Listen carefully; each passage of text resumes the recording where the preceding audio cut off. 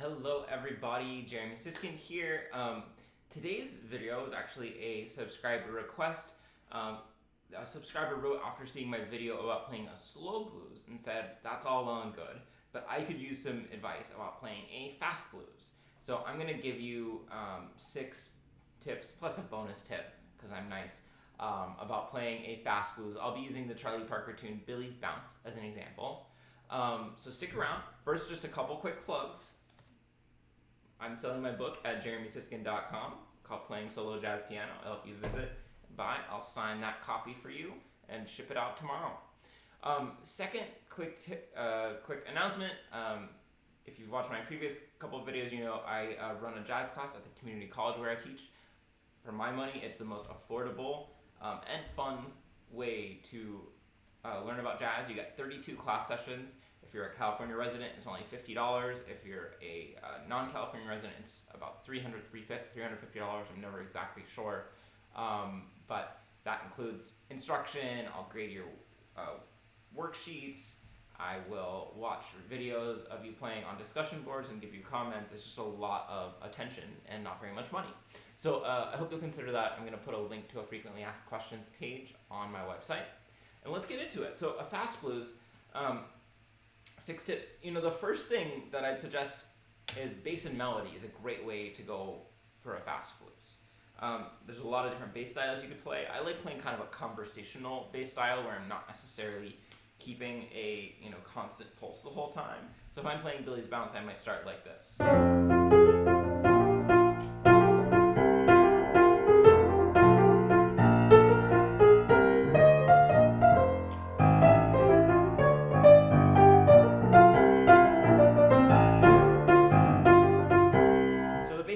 Jabbing, it's coming in on off beats, it's not necessarily staying totally consistent, and that's kind of the idea. You could play a traditional bass in 2, that would be half notes.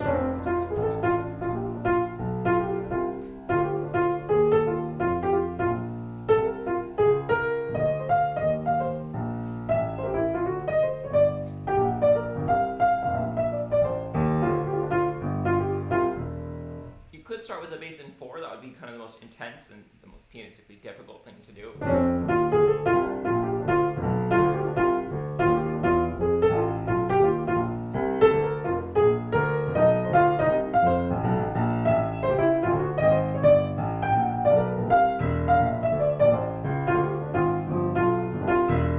And the nice thing about playing a fast blues like that is that the right hand's providing so much harmonic material, especially since it's a busy head, right?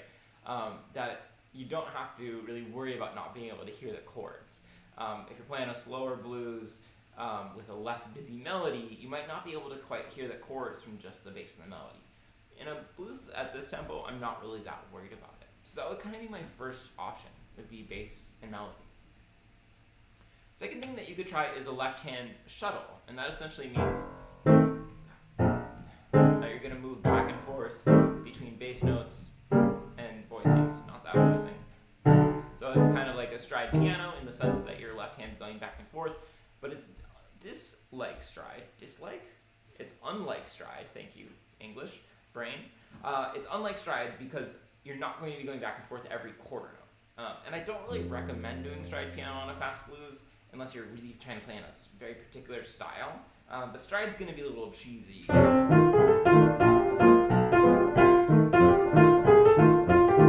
It doesn't really go with this bebop melody too well.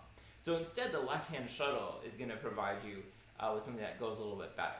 And the first place I'd start with the left-hand shuttle is if you can do and of 4 and of 2.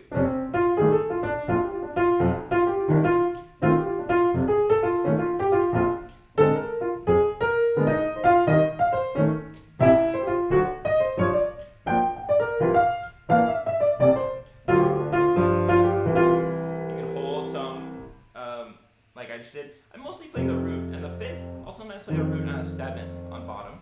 And then on the top I'm playing a type A or type B voicing, the 3rd, the 7th, and then one other note, the 5th or the 9th.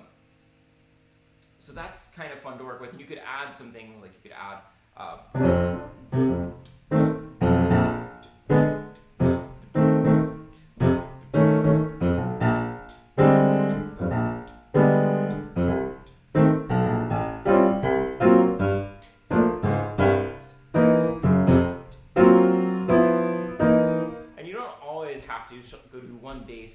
one middle register.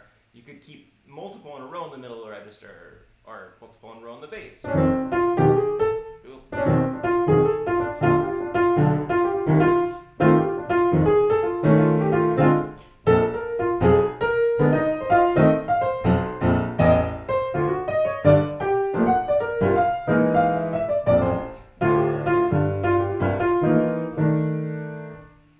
Now this would usually be the point where I'd say that you could also do a right hand shuttle, right? And the right hand shuttle means that your right hand is playing some melody and then coming down and grabbing a voicing, while usually your left hand is playing the bass. This melody is so busy, it doesn't really have a lot of rests for your right hand to move down and play a voicing. So for this particular melody, I'd say that that's probably not super reasonable to expect. For a different melody, you might be able to get your right hand to come down. If I was playing Bag's Groove, but very fast. Then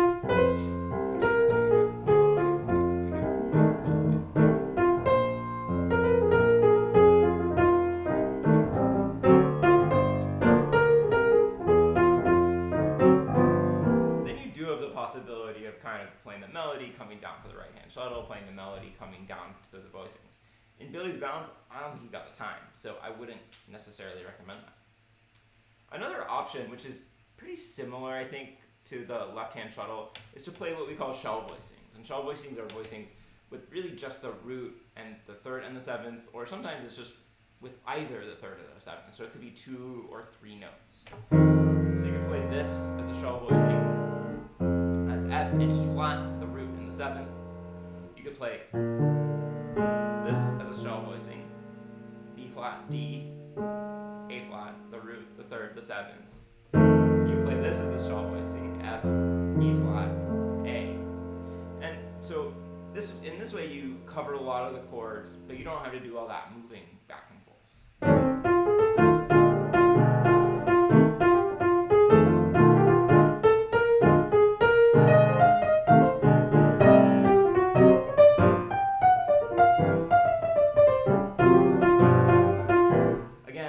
Some of these do require big hand stretches, and again, you can roll them.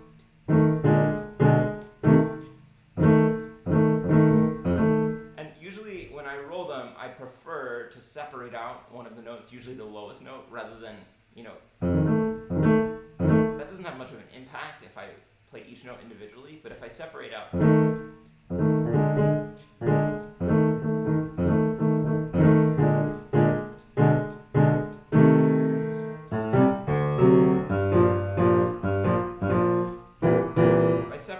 that lowest note, then I can still get that impact. Even with just 2 notes, check it out.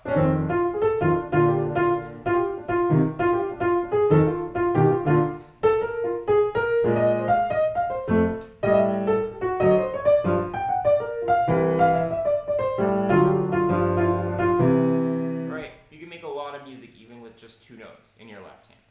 Now some of you might have noticed that sometimes I ended up playing this, C, E flat, and A, and you might say to yourself that's not a shell voicing.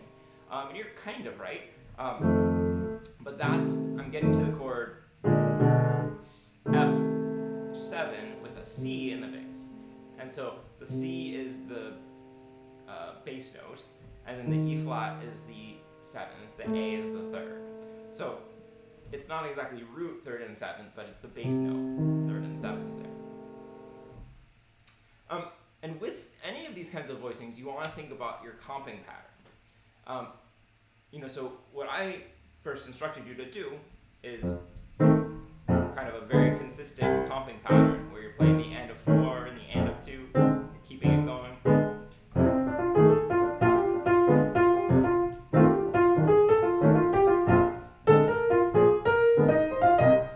But the other way you can think about it, particularly with these interesting bebop tunes, is you can think more in terms of hits. And what I mean by hits is kind of specifically timed comps to come with certain melody notes. So it could be and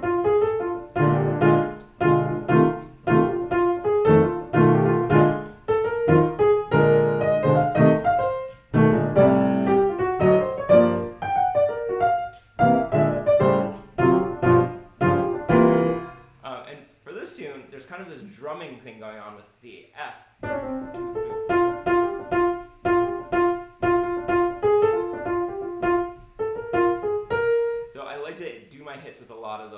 me try one more time just to give you another example. So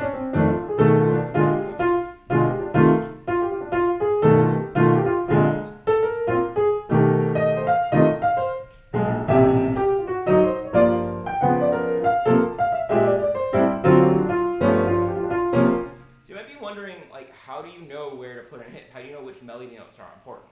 And there's not one right answer. A few things I would look for. One is long melody notes.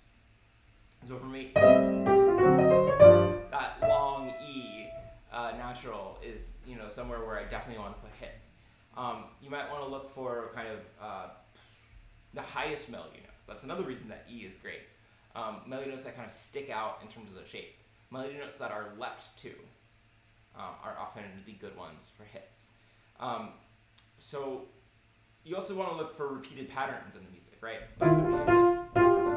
That's obviously a repeated pattern, and so you want to accentuate that. And how you accentuate it, up to you. To me, the most obvious way is to play with that F, but maybe you want to play off of it. Maybe it's you want to kind of delay the comp. There's not a correct answer, which is what makes this music interesting. But by hits, I mean that you're going to kind of look at the melody and you're going to come up with intentional comping that highlights some aspect of the melody. All right, now we get to kind of fun stuff. For me, a great thing to do for the first chorus, or even part of the solo, is just playing octaves here. Especially, like I said earlier, for a fast blues, you're going to get more harmonic information just because it's going by quicker. You're going to get more notes in a shorter amount of time. So even if you're playing in octaves with no chords, it should fill out a lot of the harmony. So I think it's really nice to start with the first chorus.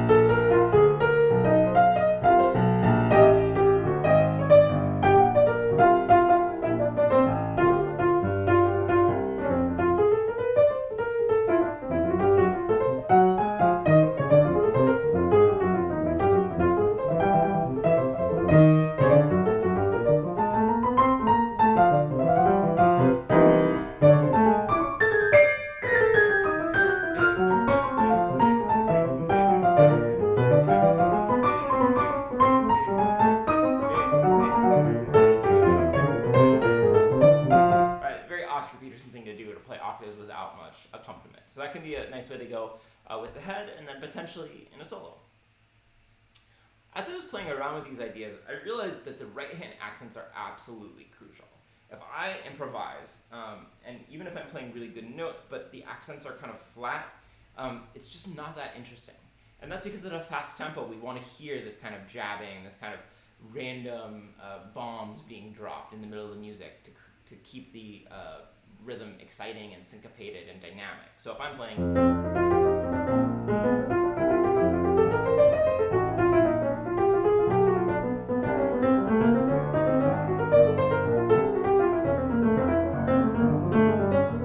like, the content's pretty good, but it's very flat. So instead,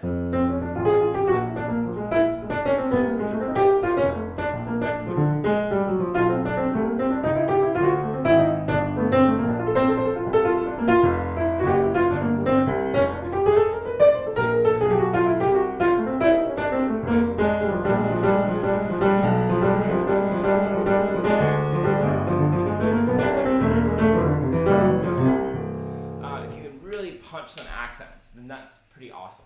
And the easiest way and very legitimate way to think about accents is accent your thumb and your pinky in your right hand. If you listen to Oscar Peterson, that's pretty much what he's doing all the time.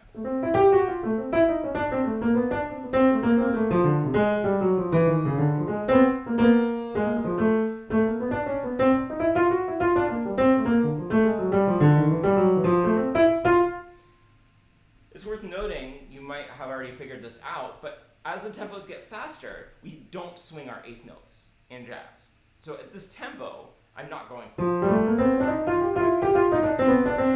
It would be impossible to play, and it doesn't sound very good. So in order to create a feeling of swing, we need to add nice accents in the right hand. And then your seventh bonus tip is that it doesn't really work with Billie's bounce, but in general, boogie woogie is pretty cool for this tempo. A couple of boogie woogie patterns to know. I would do it in slow motion. So this one leaps up an octave, goes down to the third of the chord. So this is F, F, A. Goes up by half step to C, the fifth. And then swings down an octave, swings back up. Octave up, third chromatically to the fifth, swing down, swing back up.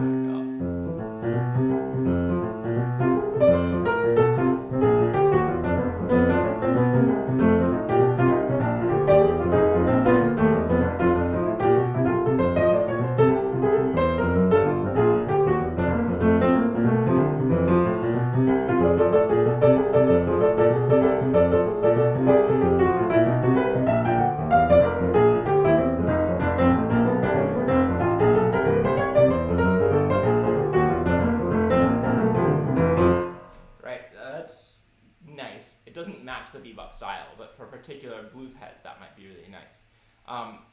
One thing I've heard Oscar Peterson do with a really fast blues was this boogie woogie pattern, which I find super difficult. I'm not going to be able to pull this off for you very well. But basically, it's going up and down the major 6 chord, root 3, 5, 6, but playing octaves in between each.